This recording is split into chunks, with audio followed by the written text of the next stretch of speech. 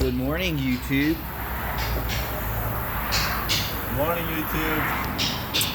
So, I was watching the car care nut, who's a master Toyota technician who has his own shop now, and he said, "Is a GDI service or an induction service required or not required or needed?" And he knows that these vehicles need it, and I don't know where he was kind of going with it, but he does good videos. So he had a 16 Toyota Camry with a 4-cylinder in it that was non-GDI, and the customer brought it in for transmission service and some other maintenance services, and one was an induction service. So he said, well, he wanted to just boroscope the engine, so remove the spark plugs and look inside, right? So you can bill labor time. Plus you can bill for the GDI service, and it was 44,000 miles. So what he didn't say in the beginning of this was that this vehicle previously had a GDI service. So when he put his camera in the cylinders, there was some flaking in there and some carbon and shit like that, but it wasn't horrible.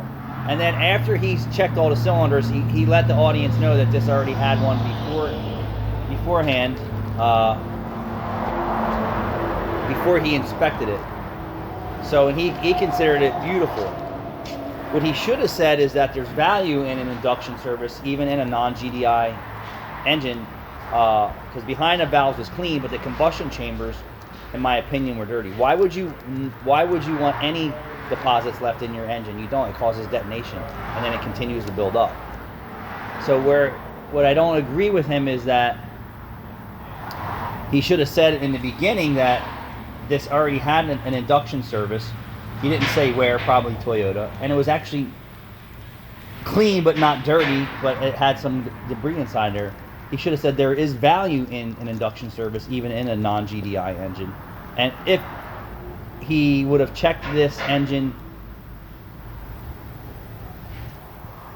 if that engine had never had an induction service of any type, how horrible would it be at 44,000 miles on a Toyota Camry? So I'm going to tell you, absolutely 40,000 miles in a non-GDI engine, it's important. And based on what I saw inside there, a little sooner. So I would say at 20,000 miles, I would have started, because there's nothing like keeping the internals of your engine spotless and clean. That's important.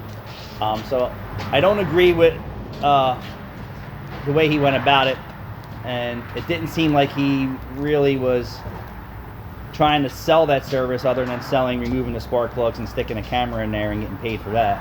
And then while you're at it at 40,000 miles, you might as well put a set of spark plugs in, and you might as well do the GDI service. He should have just did it again, or intake service. He should have just did it again, and then scoped it after that, proving the value of doing this for your customers, because he knows how important it is to not have sludge and carbon buildup.